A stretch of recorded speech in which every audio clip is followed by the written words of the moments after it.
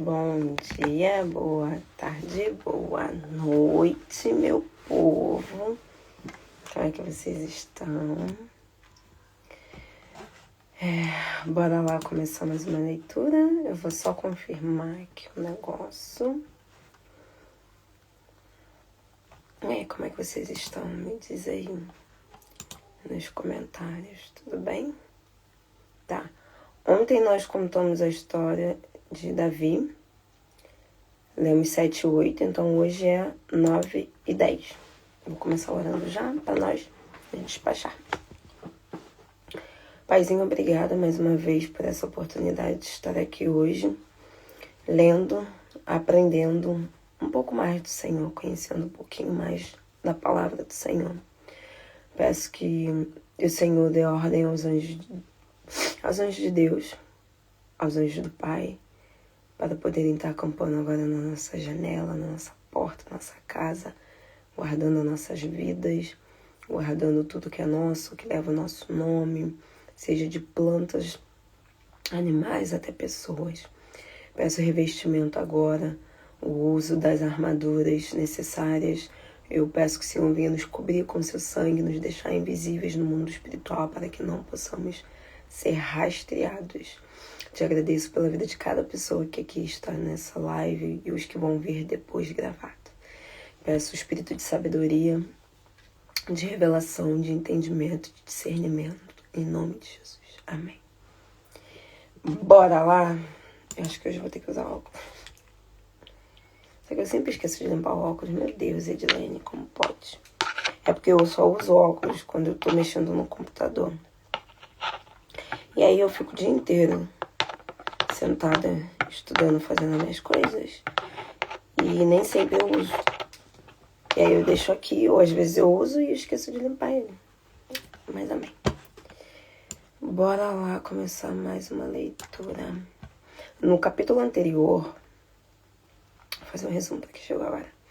No capítulo anterior nós estávamos falando sobre a benevolência de Deus em relação a Davi. Davi tomou o trono, Saul morreu, seus filhos morreram, seus descendentes morreram. Davi trouxe a arca da aliança onde estava, que era onde o pessoal fazia os sacrifícios, e trouxe para Jerusalém, que era, basicamente, agora tinha virado a capital, o lugar principal de Israel. Ali Davi fez a sua torre, ali Davi fez a sua casa, construiu sua casa e trouxe a tenda para ele. E Davi teve uma ideia, um sentimento de que ele estava morando num palácio e Deus estava habitando numa tenda. Então ele quis e falou para Natan que ele iria fazer uma casa para o Senhor, um palácio para o Senhor, igual ele estava morando no palácio. Só que Deus advertiu Davi que não ia ser ele quem ia fazer isso, mas sim o filho dele. E terminamos o capítulo anterior com Davi falando sobre a misericórdia de Deus em revelar o futuro dele, da dinastia dele, da geração dele, o amor e a benevolência do Senhor em dar para um mero mortal, um simples ser humano, mérito, glória, renome e uma linhagem que ia se perpetuar para sempre, que é no caso de Jesus, através de Jesus, que é o Rei dos Reis. E aí Davi finaliza falando da misericórdia do Senhor ter alcançado ele e pediu a bênção do Senhor. Então nós vemos aqui a história de como começa o reinado de Davi. Davi tinha um coração que na palavra diz que é segundo o coração do Senhor. Porque ele errava, ele pecava, porém, entretanto, contudo, ele se arrependia, ele sempre consultava o Senhor em tudo. Então é uma coisa que tem falado muito comigo. É isso. Olá, meu querido. Good morning. Como é que você tá? Tu tá bem? Bem-vindo. Não sei se você sabe. Acho que sim. Mas todos os dias estou fazendo a leitura da Bíblia aqui no Instagram. Então, se quiser, sinta-se à vontade. Estamos falando da história de Davi. 2 Samuel 9. Quiser acompanhar. Bora lá. A atitude de Davi para com a família de Saul. Davi perguntou: há alguém da família de Saul que não tenha morrido? Eu gostaria de ajudar essa pessoa por causa de Jonatas. Então os servos de Davi mandaram chamar um servo da família de Saul, chamado Siba. O rei Davi lhe perguntou: Você é Siba? E Siba disse: Sim, sou Siba, o seu servo. E o rei disse: Há alguém ainda vivo na família de Saul a que eu possa mostrar a bondade de Deus? Siba disse ao rei Davi: Jonatas tem um filho que é aleijado dos 2 pés. O rei perguntou a Siba: Onde está ele? E Siba respondeu: Em Lodebar, na casa de Maquir, filho de Amiel. Então o rei Davi enviou seus oficiais a Lodebar para procurar o filho de Jonatas na casa de Maquir, filho de Amiel. Mefibosete, filho de Jonatas e neto de Saul, apresentou-se diante de Davi e se ajoelhou o rosto em terra diante dele. Davi perguntou: Você é Mefibosete? E Mefibosete respondeu: Sim, sou eu, seu servo. E Davi disse: Não tenha medo, eu quero lhe fazer bem, por causa do teu pai Jonatas. Quero lhe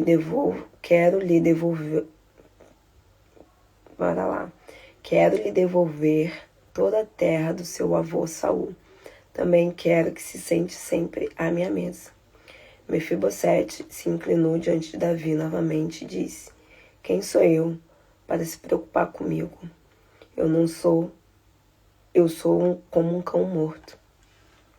Então o rei Davi chamou Siba, o servo de Saul, e lhe disse: Tudo que pertenceu à família de Saul, a Saul e a família dele, agora dou ao neto de seu senhor. Você e os seus filhos e os seus servos trabalharão na terra de Mefibosete e guardarão as colheitas para que o neto do seu senhor tenha comida em abundância. Mas Mefibosete, o neto do seu senhor, irá sempre sentar a comer na mesa comigo, para sempre. Siba tinha 15 filhos e 20 servos. Siba disse ao rei Davi: Eu, seu servo, farei de tudo que o Senhor ordenar. Assim Mefibosete se sentava à mesa para comer com Davi, como se fosse um de seus filhos. Mefibosete tinha um filho pequeno chamado Mica. Toda a família de Siba estava agora ao serviço de Mefibosete. Mas Mefibosete, que era aleijado dos 2 pés, foi morar em Jerusalém, pois comia sempre com o rei. Então vou lá fazer um resumo. Jonatas era um dos filhos de Saul, era o mais velho, era o que ia para o campo de batalha, era o que ia, teoricamente, herdar o trono. Desde que Jonatas conheceu Davi, ele gostou muito de Davi. A palavra diz que a alma deles se amaram, se conectaram. Então, eles viveram realmente como se fossem irmãos. E Jonatas salvou a vida de Davi diversas vezes da própria morte através do pai. E aí, nós vemos agora o início do reinado de Davi. Davi ainda está começando a reinar em todo Israel, porque até então ele estava reinando só em Judá, que era onde a tribo dele. E uma das primeiras coisas que Davi fez foi trazer a presença do Senhor, a Arca da Aliança, para todo Israel e ir lá procurar alguém da família de Saul para poder honrar. Por quê? Porque Davi entendia realmente o princípio de honra. Você pode ver que Davi nunca quis ir atrás de Saul, mesmo Saul estando errado, quer dizer, mesmo Davi estando certo, ele nunca quis ir contra Saul, porque ele tinha ciência que Saul tinha sido separado e Deus tinha permitido que ele estivesse ali onde ele estava. E quando ele assumiu o trono sabendo que Jonatas havia morrido, Saul havia morrido, e o próprio povo de Judá nomeou ele, porque também ele tinha casado com a filha de Saul, como era um pouco óbvio, mas porque ele era o chefe dos guerreiros de Saul. Então ele era o chefe da guarda de Saul. E todo mundo sabia que Davi era um guerreiro e pré-entendia que se acontecesse alguma coisa, na verdade, Davi estaria lá, como Davi sempre esteve. E aí eles nomearam Davi como rei. E o que Davi foi lá e fez, uma questão de honrar essa aliança que ele tinha com Jonatas e toda a família de Saul. Então ele chamou um servo para ver se havia algum parente vivo de Saul, e tinha um filho de Jonatas que tinha sido aleijado. Quando o pai dele morreu, ele tinha 5 anos de idade. E quando o pai dele morreu, acho que vamos ler mais à frente. E aí ele caiu do colo de uma serva dele e ficou aleijado. E aí Davi, com o princípio de honra, devolveu todas as partes de terra, óbvio que o castelo não, porque ele era o rei, mas todas as terras que era da família de Saul, até porque Saul vinha de uma família antes, que é a família de Efraim, ele devolveu para Mefibosete. E aí os filhos de Mefibosete e todos os servos que eram de Saul passaram a servir Mefibosete, como se Mefibosete fosse realmente o senhor deles. Só que Davi queria que Mefibosete se sentasse à mesa com ele, princípio de honra, como se fosse realmente um rei, um filho. E aí nós vemos essa questão de honra de Davi. Vai lá, 2 Samuel 10. Davi derrota os amonitas. Vou dar uma pausa para beber água.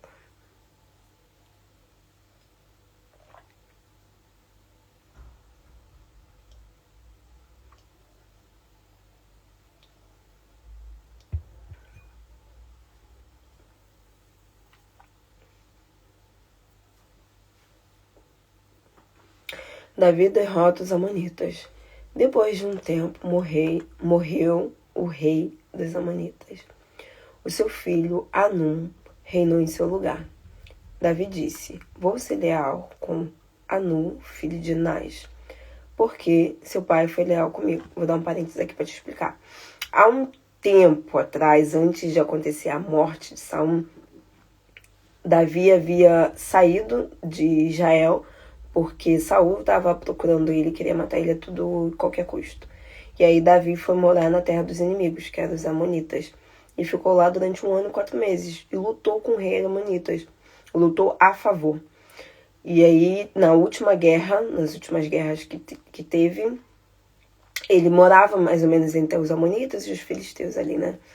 E por isso que Davi falou que ia ser leal com ele. A última das guerras que tiveram, os inimigos invadiram Israel e mataram Saul e Jonatas e um monte de israelenses. Só que Davi não estava. 2. Davi disse: vou ser leal com Anum, filho de Nás, porque o seu pai foi leal comigo. Então Davi enviou alguns mensageiros para expressarem suas condolências a Anum pela morte de seu pai. Os representantes de Davi chegaram à terra dos amonitas, mas os líderes amonitas disseram ao seu rei Hanum, o Hanum tá com H: olhe, não foi para honrar o seu pai que Davi enviou os seus oficiais com as suas condolências. Davi enviou esses homens para espiar a cidade, para saber como pode destruir. Então Hanum prendeu os representantes de Davi, fez com que eles raspassem a barba e rasgassem suas roupas até as nádegas. Depois os enviou de volta. Quando Davi foi informado que tinha acontecido, enviou mensageiros para que fossem ao encontro dos representantes, pois os homens estavam envergonhados. O rei Davi lhes disse: esperem em Jericó, até que lhes cresça a barba de novo e depois regressem. Ao ver que tinham se tornado inimigos de Davi, os amonitas contrataram 20.000 soldados sírios para Bet-Reoabe em Zobá. E também contrataram o rei de Macá, com 10.000 homens e 12.000 homens de Tobi. Quando Davi soube disso, enviou Joabe com todos os soldados do exército. Os amonitas ficaram prontos para a batalha e se posicionaram na entrada da cidade. Os sírios de Zobá e Reobe e os homens de Tobi e Maacá formaram um grupo separado e se posicionaram em campo aberto. Minha vista tá doendo, se tá ardendo. Aí eu tô lendo maravilhosamente bem. Dicção de milhões. Ao ver que ia ser atacado pela frente e pela retaguarda, Joabe escolheu as melhores tropas israelitas e as colocaram de maneira a enfrentar os sírios. Depois encarregou os outros homens ao seu irmão Abissai, para que enfraquecesse os amonitas. Joabe disse a Abissai: se os sírios forem mais fortes do que eu, venha me ajudar. E se os amonitas forem mais fortes do que você, eu irei ajudar você. Sejam fortes e lutem. Lutemos com coragem por nosso povo e as cidades do nosso Deus. Que o Senhor Deus faça sua vontade. Então Joabe e os seus homens atacaram os sírios, os quais fugiram deles. Ao ver que os sírios fugiram, os amonitas fugiram de Abissai e voltaram para sua cidade. Então Joabe suspendeu a batalha e voltou para Jerusalém. Ao se verem derrotados por Israel, os sírios se uniram e formaram um grande exército. Hadadezer enviou mensageiros para reunir a todos os sírios que estavam do outro lado do rio Eufrates. Eles chegaram a Elã e ficaram sob o comando de Sobaque, comandante do exército de Hadadezer. Quando Davi soube disso, reuniu todos os israelitas e se juntaram e atravessaram o rio Jordão em direção a Elã. Os sírios se agruparam e atacaram os israelitas, mas tiveram de fugir deles. Davi matou 700 condutores dos carros de guerra e 40.000 soldados de cavalaria. Também matou Sobaque, comandante do exército sírio. Ao ver que os israelitas tinham derrotado os reis que serviram a Hadadezer, fizeram um acordo de paz e se submeteram a eles. Os sírios ficaram com medo e não voltaram a ajudar os amonitas. Então, bora lá para fazer o resumo, para nós finalizarmos. Nesse segundo capítulo, nós estamos vendo mais uma guerra, algo que tinha acontecido, e nós vemos a estratégia que o Senhor deu para Davi em relação a ganhar. No campo de batalha, os amonitas, o rei dos amonitas morreram, e aí Davi foi lá numa forma de, vou prestar minha condolência. Só que eles desconfiaram que Davi tinha ido para espiar. Por quê? Porque Davi era do povo inimigo e não sabia que o rei, que foi o que morreu, já tinha feito algum acordo com Davi, já tinha sido bem com Davi. Então o que eles fizeram? Fizeram uma espécie de humilhação mesmo para os seus soldados, cortaram a cabeça, nós sabemos, rasparam o cabelo, que não tem como cortar a cabeça. Porque nós sabemos que antigamente a cabeça, os homens, principalmente de Israel, deixavam o cabelo longo e a barba longa, eles não cortavam. Então isso era uma humilhação e rasgaram a roupa deles até a parte das nádegas.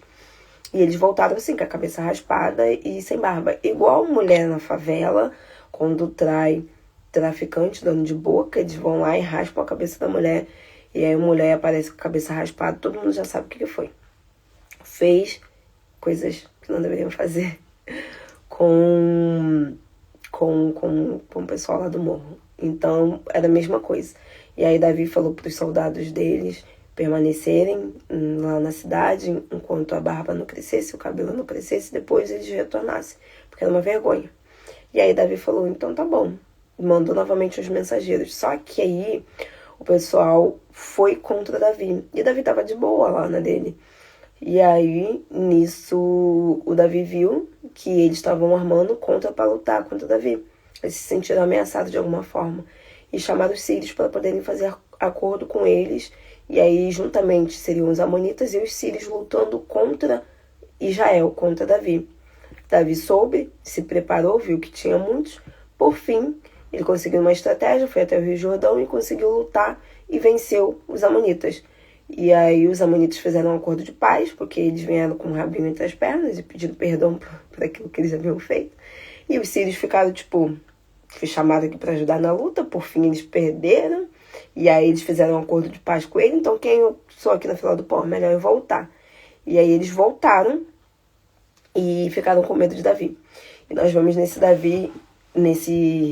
capítulo, como Davi tinha a presença do Senhor, como o Senhor permanecia com ele em relação às lutas.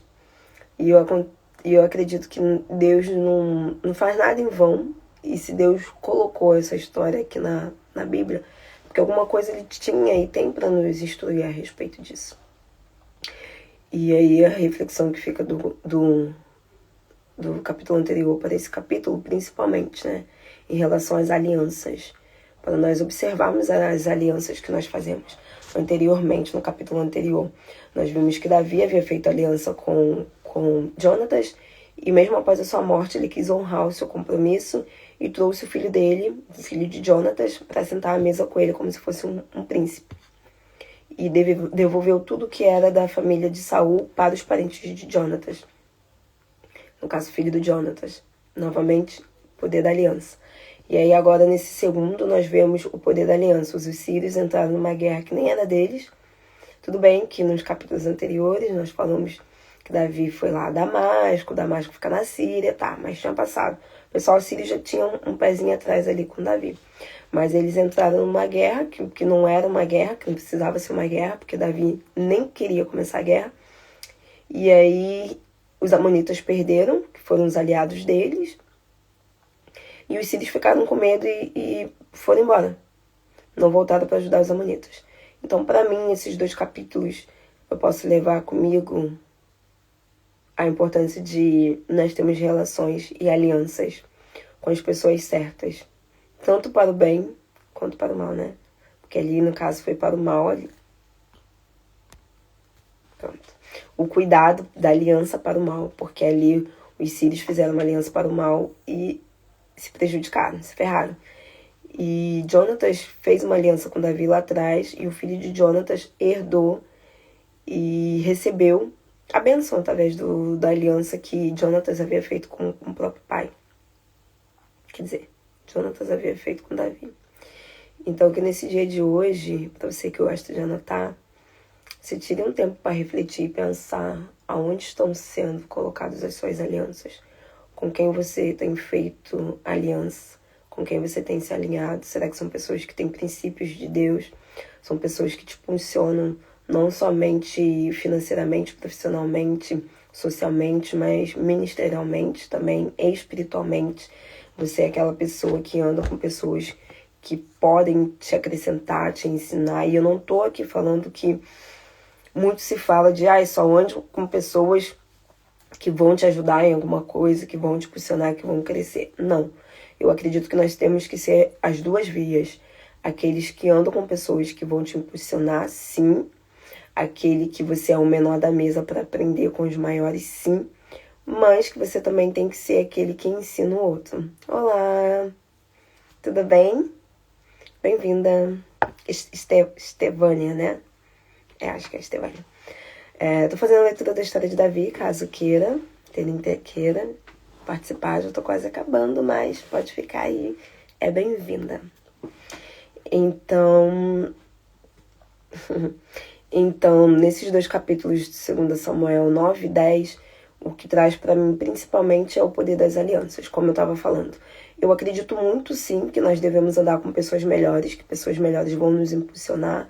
Só que nós temos escutado muito isso de, se você é o menor da mesa já tá errado, se você é o maior da mesa já tá errado, você tem que se retirar para uma mesa onde você seja o menor para aprender. Concordo e discordo, porque eu acredito que sim, nós temos que andar com pessoas maiores que a gente para nos ensinar, mas que nós também devemos andar com pessoas em que nós possamos ser a pessoa para ensinar. Então, se colocar no lugar de sim, eu posso ser o aluno, alguém maior do que eu, seja financeiramente, profissionalmente, socialmente, espiritualmente, vai me puxar, mas eu tenho que ser essa pessoa também, que para uma pessoa recém-convertida, ou uma pessoa que chegou agora no trabalho, eu ser essa pessoa que eu vou instruir ela, eu ser essa pessoa que eu vou ajudar ela, eu ser essa pessoa que eu vou estar ali para aconselhar. Então eu acredito fielmente que nós podemos ser e fazer as duas formas, ser das duas formas. Não somente procurar rodas de pessoas importantes para nós estarmos juntos, mas também nós sermos pessoas importantes na vida de pessoas que precisam.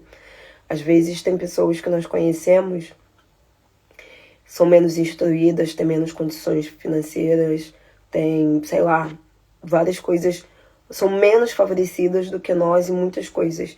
E nós podemos ser essa ponte, podemos ser esse canal, podemos ajudá-las, podemos ensiná-las, podemos orientá-las. E aprendemos com elas também, porque nós aprendemos com tudo. Eu acho uma falácia muito grande quando você fala que só aprende com quem é maior que você.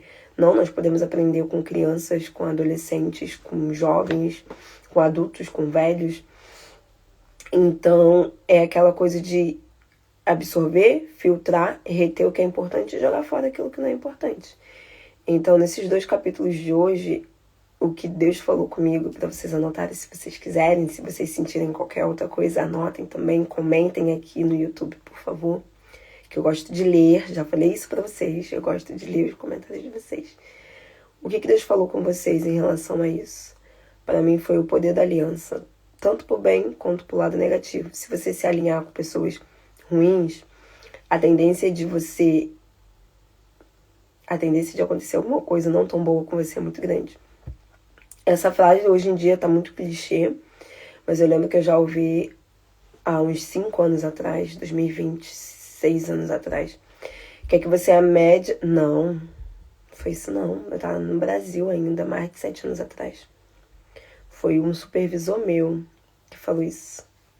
Você é a média das 5 pessoas que você convive. As 5 pessoas que você gasta mais tempo, você vai ser a média de todas elas. E aí eu só fui entender isso realmente depois que eu saí da casa dos meus pais, quando eu casei. Tem 7 anos que eu me casei. 7 anos e meio. E aí eu fui morar por N situações que não venham ao caso, mas principalmente porque eu queria sair do Brasil. Então eu fui morar com a minha sogra. E aí eu via que realmente o meu comportamento era o comportamento dos meus pais. E o comportamento do Wellington, que é meu marido, da minha sogra, do meu sogro, eram outros tipos de comportamentos. E aí você se molda e pensa, realmente, eu tenho o comportamento dos meus pais. Eu sou a média das pessoas com que eu mais convivo. Convivia mais com meu pai, eu tenho meu pai e minha mãe, eu tenho 3 irmãs e tenho minha avó. Então era a média de 6 pessoas, fora o Wellington, que era a média das 7 pessoas. Lá em casa, Wellington é meu marido. Então eu convivia muito com os meus pais, óbvio, com as minhas irmãs, óbvio, porque morava comigo, minha avó que me criou, 6 pessoas. E nesse balaio ainda entrava o Wellington, que era a 7ª pessoa, que era o que eu mais conversava, e que eu via no final de semana. Então eu comecei a ver, realmente, eu sou um pouco da média das pessoas que eu convivo. 5 pessoas que eu convivo, no meu caso era 7. E aí você vai vendo, às vezes, suas atitudes, seus gostos, sua forma de andar, sua forma de falar, sua forma de vestir, sua forma de agir, sua forma de pensar. É muito conivente, condiz muito com o ambiente que você convive. Se você convive 8 horas, 9, 10 horas no trabalho e tem pessoas lá mais próximas, você vai ver, daqui a pouco você tá falando igual a elas. Se você convive, 8 horas numa faculdade, se você faz uma faculdade federal, por exemplo, você vai ver que daqui a pouco você tá falando, se vestindo igual a elas. E isso daqui não é para militar, nem... Não. É que realmente o poder das alianças interfere muito em quem você é. Se você anda muito com uma pessoa, isso é bom e é ruim. Porque você vai saber, se você andar com pessoas que só fazem coisas que não são boas, pessoas que têm vícios, pessoas que gostam de ir pra balada, pessoas que gostam de usar drogas, pessoas que furtam, pessoas que xingam muito, pessoas que roubam muito, você vai sentir isso. Por exemplo, eu vim de um contexto onde a minha família não xinga, porque eu nasci em berço cristão. Mas pro meu marido na época, pra minha sogra, pro meu sogro, pra família deles, era normal xingar. Até porque nós somos do Rio de Janeiro. Então, o Rio de Janeiro é uma palavra e um xingamento. Uma palavra e um xingamento. É comum. E aí, aquele conflito, tipo... Por quê? Porque era um ambiente que eu não estava acostumada. E óbvio, a gente aqui não tô falando mal da minha sogra, nem do meu sogro, nem de que ninguém xinga, não. Porque nós cariocas, o pessoal carioca, tem um hábito de falar certas palavras que pra gente nem é xingamento, tá? Mas você, sim, automaticamente absorve isso. E, inclusive, foi uma das coisas mais difíceis pro meu marido, quando ele se converteu, foi parar de xingar, porque era automático. Foram anos da vida dele nesse contexto, que nem era xingamento para eles, eram palavras normais. Então, sim, o ambiente que você vive, sim, as pessoas que você faz aliança, molda as mesas que você vai sentar, igual Mefibosete sentou à mesa de um rei, que era Davi, igual os sírios apanharam quando se alinharam com os amonitas. Então, que nós venhamos trazer isso para a nossa mente hoje, para o nosso aprendizado, nosso conhecimento, em que as alianças que nós fazemos molda e define muitas vezes o nosso futuro, ou fala também o que nós vamos ser, ou fazer, ou onde nós vamos chegar, ou alcançar, ou o que nós estamos nos tornando, ou o que nós vamos nos tornar. Se você anda com pessoas sábias e inteligentes, você virá um deles. Óbvio, tá? Aí, novamente, mais um parágrafo aqui para eu finalizar. Não tô falando para você deixar de andar com pessoas, com pessoas que não são da mesma linha que você, pessoas que vão pra balada, pessoas que xingam, pessoas que têm outra fé. Não tô falando isso, tá? Eu tô falando de aliança. Aliançar é as pessoas que você mais convive, tá? Só que a palavra do Senhor diz que nós devemos ir em todos os lugares, batizando, fazendo missão. Então, assim, você não deve parar de falar com o seu amigo que xinga, bebe, só porque você é cristão. Não, porque naquele ambiente ali você deve ser luz para ele, mas eu não tô falando que você deve viver naquele ambiente. Entende? Porque talvez, dependendo do seu tipo de conversão, de quem você é, aquele ambiente pode te moldar. E ao invés de você ser luz para aquela pessoa, você vai ser influenciado. Não vai deixar de falar com aquela pessoa, mas também eu não vou para uma balada para evangelizar a pessoa. Eu não vou deixar de falar com a pessoa, mas eu não vou sentar num pub e vou ficar bebendo para evangelizar a pessoa. Óbvio, tem gente, cada pessoa tem um chamado. Meu pai, por exemplo, meu pai vai na comunidade e meu pai evangeliza traficantes. Meu pai, tô falando meu pai, Gilberto, meu pai, ele faz isso. Mas ele tá lá numa missão, mas ele não vive na comunidade junto com os traficantes. Entende a diferença? Então é isso, vocês não devem deixar de conviver com essas pessoas, até porque nós devemos ser luz para essas pessoas. E às vezes a única Bíblia que essa pessoa vai conhecer vai ser a gente. Olá, bem-vinda. Ops. Fez barulho. E às vezes a única Bíblia que essa pessoa vai conhecer vai ser a gente. Então sim, nós temos que viver, conviver e falar com essas pessoas. Tô falando de aliançar, tô falando de conviver muito, de você ficar horas e horas em certos ambientes com certas pessoas. Aí sim, quando você se aliança, a probabilidade de acontecer alguma coisa é maior, ok? Só para vocês entenderem como é que funciona. E é isso, e esteja com o coração aberto também, sabendo que vocês podem aprender de qualquer pessoa.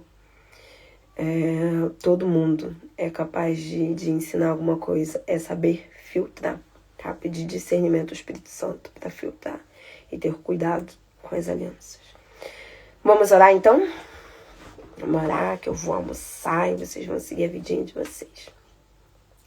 Paizinho, obrigada por essa palavra de hoje. Eu sei que muito tem se falado hoje em dia sobre networking, muito tem se falado sobre você ser a média das pessoas com que você convive, muito tem se falado de você procurar sentar-se à mesa de pessoas grandes, porque ali você vai aprender.